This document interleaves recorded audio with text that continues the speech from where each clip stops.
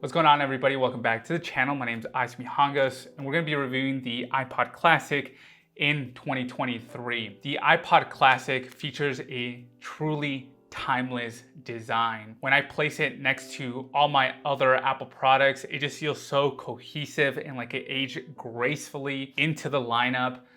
I personally went with the white version because that is what instantaneously comes to mind when I hear the word iPod. And despite it decades of being dinged around, passed from user to user, the material that Apple chose still feels so premium and elegant with a nice weight to the palm. And yes, mine does have a bit of scratches and dings like any used product will have, but I think that it gives it quite a bit of character. One thing that really stood out to me from the beginning was the screen. It's actually kind of difficult to see it in this really sunny California weather, but on overcast days, it's pretty easy on the eyes. What I really have to laugh at though is the 30-pin connector. There's absolutely no excuse for me to defend it. It's just there and it's kind of awful, right? But our little friend, the headphone jack, is back for our listening experience, and I am really blown away by how beautiful and elegant the sound that comes out of this device still feels. When I hit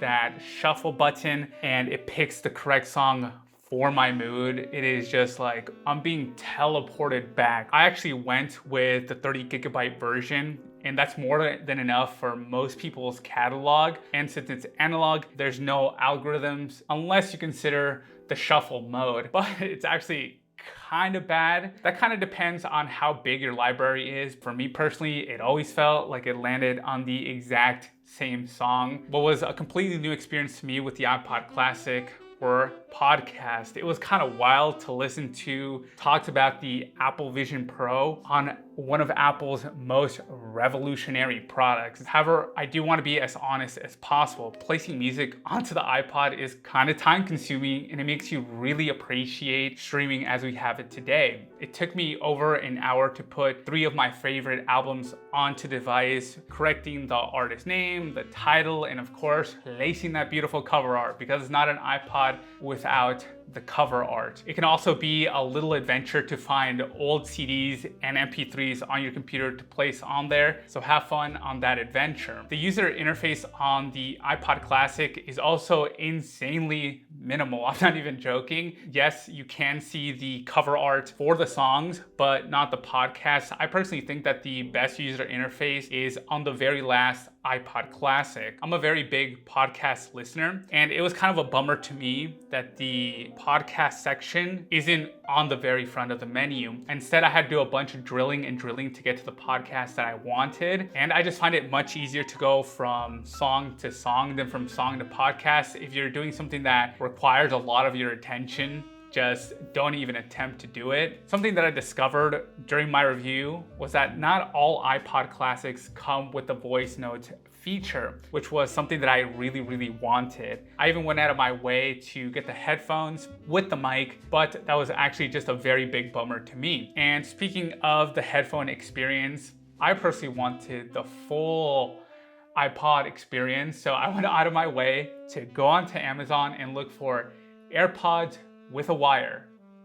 That's not a thing. That device doesn't exist. They're actually called Earpods. And from my experience, there's just some consistencies in the universe. And these things got tangled, they got yanked out of my backpack, and they just completely fall out if you don't have the perfect Apple earlobes. But with this one little trick, some of those problems can be fixed. Don't say I never gave you anything. Battery life on the iPod Classic for me lasted 3 to 4 days, which I think was a pretty decent amount, but I'm also terrible at hitting stop when I took it out of my car and ejected the aux cable. Take note that the music just continues to run and run and run unless you hit stop and play. To add on top of that, I know that the battery on here is the original one because from time to time it would just randomly shut off. And the way that I solved that is by hitting the menu and the sender button, and it would get resolved. It's not such a big issue to me personally, but devices like this are just known for having their quirks from so much wear and tear. A funny thing that I completely forgot about with the 30-pin connector